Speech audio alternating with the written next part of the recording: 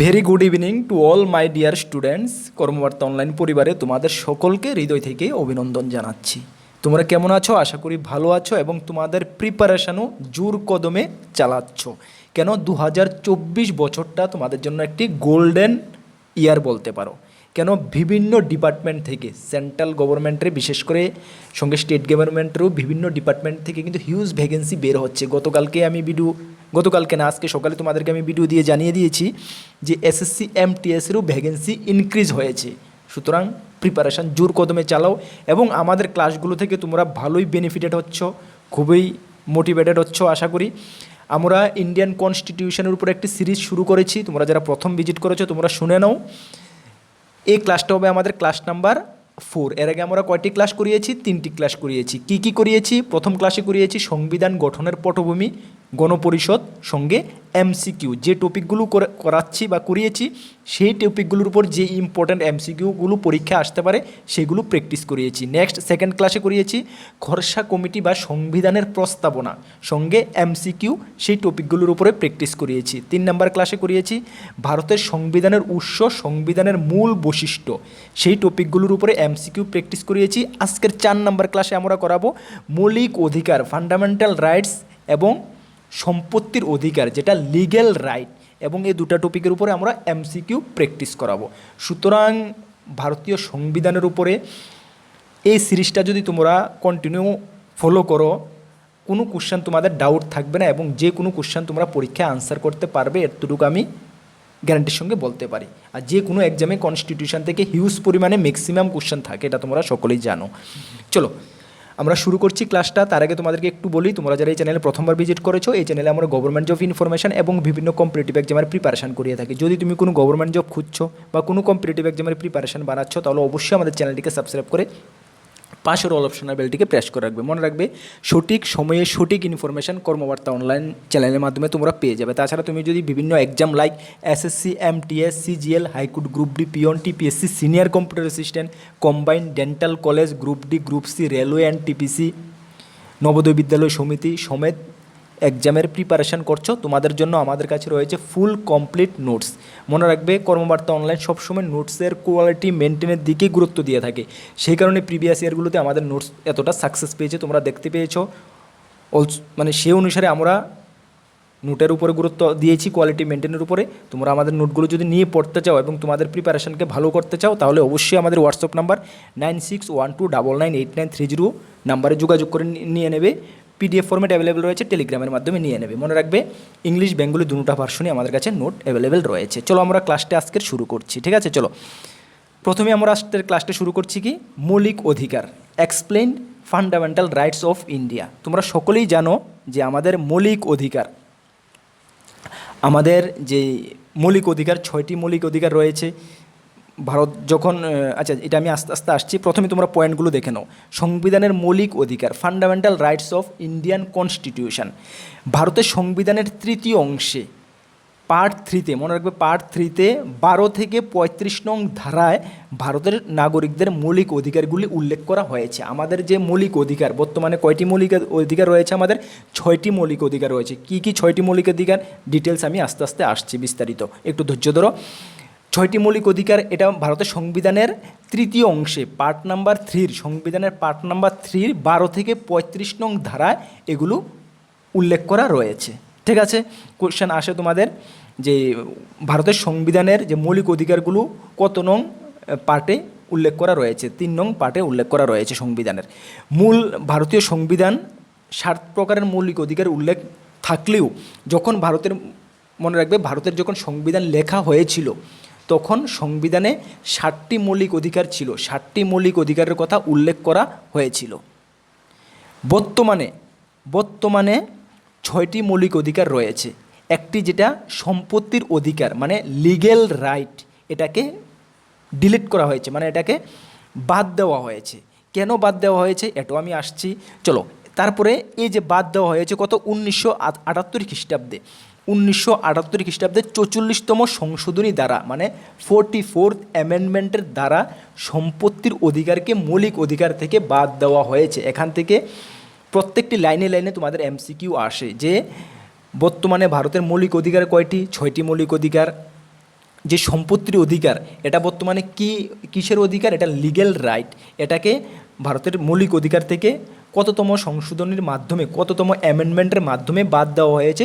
44তম অ্যামেন্ডমেন্টের মাধ্যমে সম্পত্তির অধিকারকে মৌলিক অধিকার থেকে বাদ দেওয়া হয়েছে 1978 খ্রিস্টাব্দে। তাহলে বর্তমানে আমাদের মৌলিক অধিকার কয়টি? আগে ছিল কয়টি? 60টি, এখন একটি মাইনাস করা হয়েছে। তাহলে এখন বর্তমানে রয়েছে কয়টি? 6টি মৌলিক অধিকার আমাদের সংবিধানে রয়েছে। ঠিক আছে, 6টি কী মৌলিক অধিকার রয়েছে তোমরা দেখে নাও। এই যে 6টি বর্তমানে মৌলিক অধিকার রয়েছে, 6টি, প্রথম হলো সাম্যের অধিকার, রাইট টু ইকুয়ালিটি, সাম্যের অধিকার। এগুলো ডিটেলস কি, সাম্যের অধিকার কি, তারপর স্বাধীনতার অধিকার, রাইট টু ফ্রিডম, এটা কি সেটা আমরা ধীরে ধীরে আসছি। তারপর রয়েছে শোষণের বিরুদ্ধে অধিকার, রাইট এগেনস্ট এক্সপ্লোরেশন। তারপর রয়েছে ধর্মীয় স্বাধীনতার অধিকার, right two freedom of religious. তারপর রয়েছে সংস্কৃতি ও শিক্ষা বিষয়ক অধিকার। তারপর রয়েছে সাংবিধানিক প্রতিকারের অধিকার, ভেরি ইম্পর্ট্যান্ট। সাংবিধানিক প্রতিকারের অধিকার কি, এটা কি, সব কিছু আসছি আমরা ডিটেল। চলো, এই 6টি মৌলিক অধিকার বর্তমানে আমাদের রয়েছে, 1 2 3 4 5 6, এই 6টি মৌলিক অধিকার বর্তমানে আমাদের সংবিধানে উল্লেখ রয়েছে আমাদের নাগরিকদের, ভারতবর্ষের নাগরিকদের উপরে। চলো, প্রথম কি আমরা বলেছি, 1 নাম্বার কি? সাম্যের অধিকার। ঠিক আছে, সাম্যের অধিকার মানে রাইট টু ইকুয়ালিটি। এটা কি সাম্যের অধিকার? কি ভারতের সংবিধানের তৃতীয় অধ্যায়ে আমি বলছি, পার্ট 3তে মৌলিক অধিকারের কথা উল্লেখ রয়েছে। ইয়েস, তৃতীয় অধ্যায়ে 14 থেকে 18 অনুচ্ছেদের মধ্যে সাম্যের অধিকার, রাইট টু ইকুয়ালিটির কথা উল্লেখ রয়েছে। তাহলে ভারতের যে মৌলিক অধিকার, এটা তৃতীয় পার্ট নাম্বার 3তে ভারতের সংবিধানের উল্লেখ রয়েছে। তার মধ্যে 14 থেকে 18 অনুচ্ছেদে সাম্যের অধিকার, রাইট টু ইকুয়ালিটির কথা উল্লেখ রয়েছে। এগুলো থেকে কিন্তু সবগুলোর উপর কিন্তু এমসিকিউ হিউজ পরিমাণে এমসিকিউ হয়, তোমাদের পরীক্ষার জন্য খুবই গুরুত্বপূর্ণ। সবগুলো এমসিকিউ আমি তোমাদেরকে প্র্যাকটিস করিয়ে দেবো। ঠিক আছে, চলো, অনুচ্ছেদে সাম্যের অধিকারের কথা উল্লেখ রয়েছে। তারপর রয়েছে কি? জাতি, ধর্ম, বর্ণ, স্ত্রী পুরুষ নির্বিশেষে প্রতি নাগরিকের সমান অধিকার প্রদান। সাম্যের অধিকার থেকে মানে সাম্য মানে কি?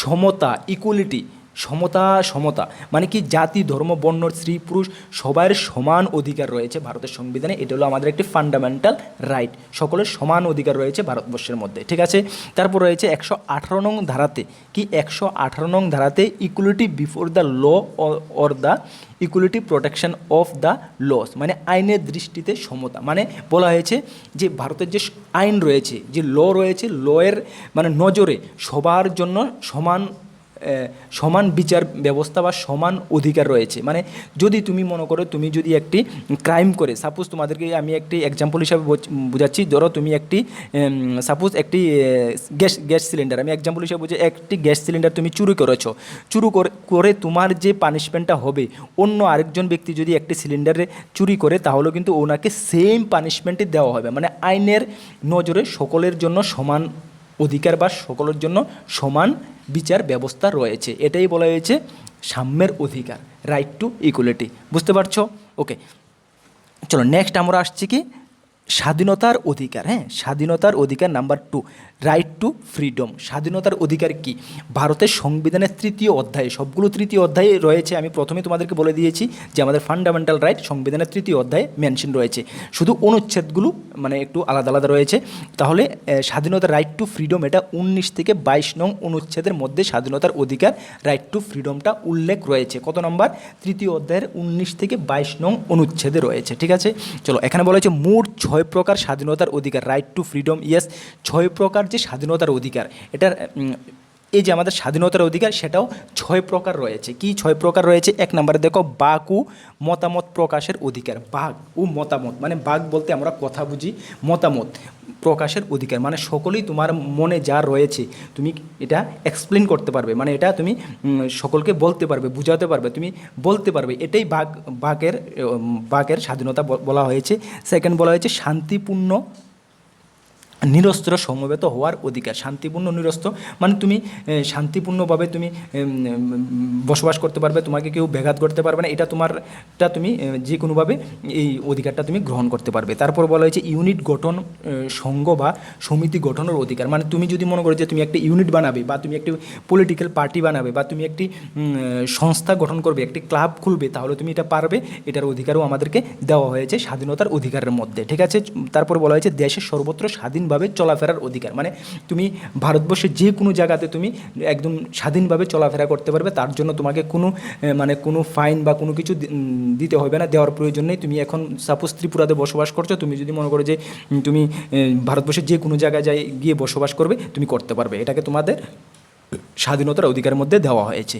দেশের সর্বত্র স্বাধীনভাবে বসবাসের অধিকার, এটি যেটা বললাম যে কোনো জায়গায় দেশের স্বাধীনভাবে তুমি বসবাস করতে পারবে। ঠিক আছে, এখন তুমি ত্রিপুরা রয়েছো, তুমি মনে করো যে না আমি ত্রিপুরা থাকবো না, আমি ক্যালকাটা গিয়ে ঘরবাড়ি বানাবো, ইয়েস তুমি পারবে, কোনো সমস্যা নেই। ঠিক আছে, কানুনি কিছু কাগজপত্র রয়েছে, এগুলো তুমি করতে পারবে, মানে তোমাকে এই অধিকার দেওয়া রয়েছে। ঠিক আছে, অধিকার দেওয়া হয়েছে, স্বাধীনতার অধিকারের মধ্যে তুমি পারবে। ঠিক আছে, যে কোনো বৃত্তি, পেশা বা ব্যবসা অধিকার, মানে তুমি যে কোনো বৃত্তি, ব্যবসা, যে কোনো কিছু তুমি খুলতে পারবে। এখন মনে করো তুমি সাপোজ তুমি একটি মুদি দোকান করছো, তুমি যদি মনে করো যে না আমি মুদি দোকান করবো না, আমি একটি গাড়ি কিনে গাড়ির ব্যবসা করবো, করতে পারবে। বা তুমি অন্য একটি কারখানা খুলতে পারবে। ঠিক আছে, সুতরাং তোমাকে যে কোনো বৃত্তি, ব্যবসা যা ইচ্ছা তুমি তাই করতে পারবে, সেটার অধিকারও তোমাকে দেওয়া হয়েছে, এটা স্বাধীনতার অধিকারের মধ্যে। তাহলে স্বাধীনতার অধিকার, রাইট টু ফ্রিডমের মধ্যে আমাদের এই 6টি স্বাধীনতার অধিকার দেওয়া হয়েছে। আশা করি তোমরা বুঝতে পেরেছো। চলো, তারপরে নেক্সট রয়েছে আমাদের কি 3 নম্বর অধিকার, কি শোষণের বিরুদ্ধে অধিকার, রাইট টু এগেইনস্ট এক্সপ্লোরেশন। শোষণের বিরুদ্ধে অধিকার কি বলা হয়েছে? শোষণ। দেখো, ভারতের সংবিধানের 3য় অধ্যায়ের সেম 23 থেকে 24 অনুচ্ছেদের মধ্যে শোষণের বিরুদ্ধে অধিকার বলা হয়েছে। তাহলে শোষণের যে বিরুদ্ধে অধিকারটি 3য় অধ্যায়ের 23 থেকে 24 নং অনুচ্ছেদে উল্লেখ রয়েছে। ঠিক আছে, শোষণের বিরুদ্ধে অধিকার বলতে বুঝাও বিনা বেতনে রেগার খাটানো, মানে তুমি যে তোমাকে মানে শোষণ, এটাকে শোষণ বলা হয়। তোমাকে যদি কাজ করানো হয়, তার সঠিক মূল্য তোমাকে দিতে হবে।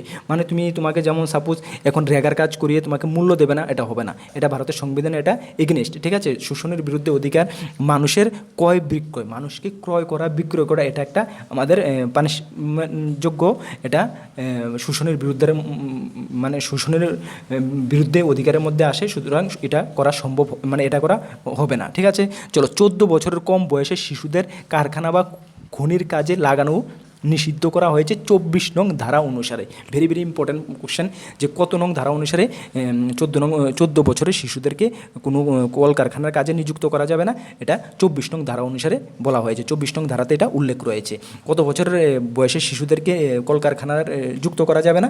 14 বছরের নিচে। হ্যাঁ, এইভাবে কোশ্চেনগুলো ঘুরিয়ে ফিরিয়ে আসে। তার মানে এটা শোষণের বিরুদ্ধে অধিকারের মধ্যে আসে।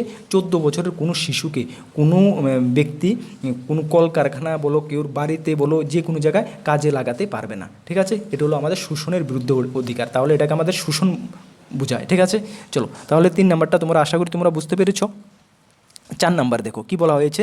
4 নম্বর বলা হয়েছে ধর্মীয় স্বাধীনতার অধিকার, মানে right two freedom of religion. মানে ধর্মীয় স্বাধীনতার অধিকার বলতে বোঝায় কি? দেখো, এটা প্রথমে দেখি ভারতীয় সংবিধানের 3য় অধ্যায়ের 25 থেকে 28 নং অনুচ্ছেদে এটা উল্লেখ রয়েছে। কত? 25 থেকে 28 নং অনুচ্ছেদে উল্লেখ রয়েছে। এগুলো কিন্তু ভেরি ইম্পর্টেন্ট, যে ধর্মীয় স্বাধীনতার অধিকার ভারতের সংবিধানের কত নং অনুচ্ছেদে উল্লেখ রয়েছে? 25 থেকে 28। হ্যাঁ, এগুলো কোশ্চেন আসে তোমাদের, আমি প্র্যাকটিস করাবো, তোমরা ডোন্ট ওয়ারি। চলো, কোনো ব্যক্তি স্বেচ্ছা ধর্মান্তরী হতে পারে, মানে তুমি ইচ্ছা করলে তুমি যে কোনো ধর্ম গ্রহণ করতে পারো। তুমি এখন হিন্দু ধর্ম রয়েছো, তুমি ইচ্ছা করলে শিখ ধর্ম নিতে পারো, প্রয়োজন বলে তুমি খ্রিস্টান ধর্ম নিতে পারো, খ্রিস্টান ধর্ম থেকে তুমি আবার হিন্দু ধর্মে কনভার্ট হতে পারো। সুতরাং তোমার এটা অধিকার রয়েছে, এটা ভারতের আমাদের ফান্ডামেন্টাল রাইট আমাদের রয়েছে, যে আমি যে কোনো ধর্ম আমি রূপান্তরিত হতে পারবো বা ধর্ম আমি গ্রহণ করতে পারবো। ঠিক আছে, নাগরিকদের বলপূর্বক ধর্মান্তরিত করা যাবে না, কোনো নাগরিকদের প্রেশার দিয়ে ফোর্স করা যাবে না যে তুমি এই ধর্মই গ্রহণ করো, ফোর্স করা যাবে না। ঠিক আছে, চলো, ব্যক্তির ইচ্ছার অনুযায়ী ধর্ম পালন করার অধিকার রয়েছে। ঠিক আছে, এটাই বলা হয়েছে আমাদের ধর্মীয় স্বাধীনতার অধিকার, right two freedom of religion. ঠিক আছে, চলো, নেক্সট রয়েছে আমাদের 5 নম্বরে কী রয়েছে দেখো, সংস্কৃতি ও শিক্ষা বিষয়ক অধিকার, কালচার অ্যান্ড এডুকেশনাল রাইটস। সংস্কৃতি ও শিক্ষা বিষয়ক অধিকার বলা হয়েছে ভারতের সংবিধানের 3য় অধ্যায়ের 19 থেকে 30 অনুচ্ছেদে। কত? 29 থেকে 30 নং অনুচ্ছেদে কালচার অ্যান্ড এডুকেশনাল রাইটসের কথা উল্লেখ রয়েছে। দেশের প্রতিটি নাগরিকদের তাদের নিজ নিজ ভাষা, লিপি ও সংস্কৃতি সংরক্ষণ করার অধিকার। মানে তোমার ভাষায় তুমি কথা বলতে পারবে, তোমার ভাষাকে তুমি বাঁচিয়ে রাখতে পারবে, বা তোমার যে সংস্কৃতি, তোমার সংস্কৃতিকে তুমি পালন করতে পারবে, তোমার সংস্কৃতি অনুসারে তুমি চলতে পারবে।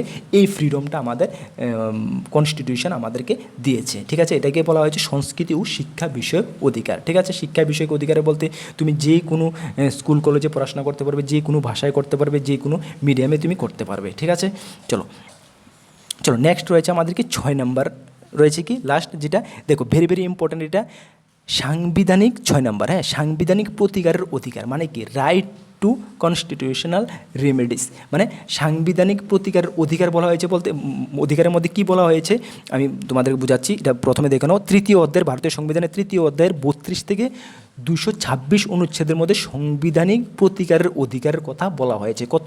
32 থেকে 226 অনুচ্ছেদে সাংবিধানিক অধিকার বলতে এখন যে আমরা 1 থেকে 5 নাম্বার যে ফান্ডামেন্টাল রাইটসের কথা আমরা বললাম, এই ফান্ডামেন্টাল রাইটসের এগেনিস্ট, মানে ফান্ডামেন্টাল রাইটসকে যদি তোমাদের কেউ মানে গ্রহণ করতে না দেয় বা এই ফান্ডামেন্টাল রাইটের উপর যদি তোমাদের কেউ ব্যাঘাত ঘটায়, তাহলে তুমি 6 নাম্বার যে সাংবিধানিক প্রতিকারের অধিকার, এর সাহায্য নিয়ে তুমি লড়তে পারো বা তুমি আইনের দ্বারস্থ হতে পারো। এটাই হলো মেইন পয়েন্ট। এখানে ডিটেলস বলা হয়েছে কি দেখো, মূলত ভারতীয় নাগরিকদের অধিকারগুলি রক্ষা করে সাংবিধানিক প্রতিকারের অধিকার। ইয়েস, আমাদের যে ভারতীয় যে ফান্ডামেন্টালস রাইটগুলোকে রক্ষা করে এই সাংবিধানিক প্রতিকারের অধিকার। হ্যাঁ, মৌলিক অধিকারগুলি সংরক্ষণের জন্য নাগরিকরা সুপ্রিম কোর্টের কাছে আবেদন করতে পারে। যদি তোমাকে মৌলিক অধিকার থেকে কেউ বঞ্চিত করে, তাহলে তুমি এই সাংবিধানিক প্রতিকারের অধিকারকে মানে হাতিয়ার বানিয়ে এটার রুলস অনুসারে তুমি সুপ্রিম কোর্টে আবেদন করতে পারবে। বলা হয়েছে 32 নং ধারা অনুসারে সুপ্রিম কোর্টগুলি বলবতের, মানে 32 নং ধারা অনুসারে, ভেরি ইম্পর্ট্যান্ট কোশ্চেন, আমি এমসিকিউ নিয়ে আসবো। 32 নং ধারা অনুসারে সুপ্রিম কোর্ট এই ফান্ডামেন্টাল রাইটগুলোকে বলবৎ করার জন্য লেগ বা রিট নির্দেশ বা ডাইরেকশন বা আদেশ অর্ডার জারি করতে পারে সুপ্রিম কোর্ট। এবং 226 নং ধারা অনুসারে রাজ্যগুলির হাইকোর্ট আদেশ বা নির্দেশ জারি করতে পারে অধিকারগুলো সংরক্ষণ করার জন্য, মৌলিক অধিকারগুলো, ফান্ডামেন্টাল রাইটগুলোকে সংরক্ষণ করার জন্য কোনো রাজ্যের হাইকোর্ট 226 নং ধারা অনুসারে নির্দেশ জারি করতে পারে এবং সুপ্রিম কোর্ট 32 নং ধারা অনুসারে রিট বা ডাইরেকশন বা অর্ডার জারি করতে পারে ফান্ডামেন্টাল রাইটগুলোকে সংরক্ষণ করার জন্য।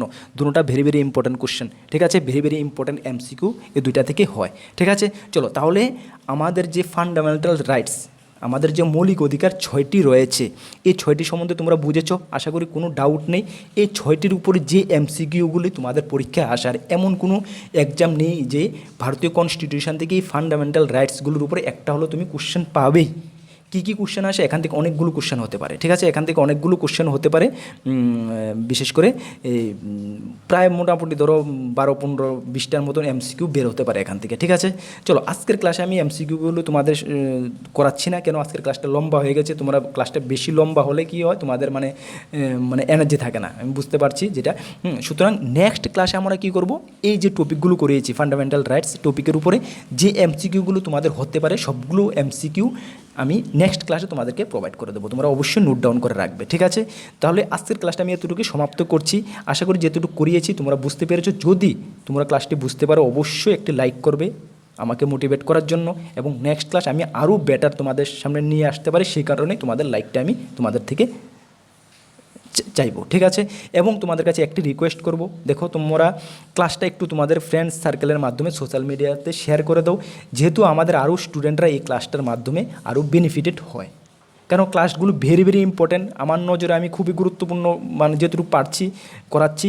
আশা করি এই ক্লাসগুলো থেকে তুমি ভালো বেনিফিটেড হবে। রেগুলার ক্লাসগুলো আমাদের অ্যাটেন্ড করবে, সন্ধ্যা 7টার সময় ক্লাসগুলো আসে, প্রত্যেক দিন পারি না, গ্যাপে গ্যাপে নিয়ে আসছি। এবং অন্যান্য বিভিন্ন আপডেটের জন্য অবশ্যই আমাদের চ্যানেলের সঙ্গে থাকবে। আমাদের টেলিগ্রাম গ্রুপ রয়েছে, যারা জয়েন করুন, ভিডিও ডেসক্রিপশনে লিঙ্ক আছে, অবশ্যই টেলিগ্রামে জয়েন করে নেবে। এবং হোয়াটসঅ্যাপ গ্রুপ রয়েছে, অবশ্যই জয়েন করে নেবে।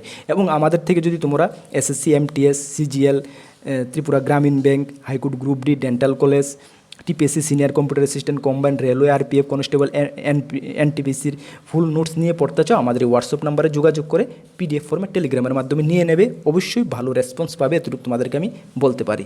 এবং বিভিন্ন আপডেটের জন্য অবশ্যই আমাদের চ্যানেলের সঙ্গে থাকবে। সকলকে বেস্ট অফ লাক। নেক্সট ক্লাসে দেখা হবে। জয় হিন্দ, বন্দে মাতরম।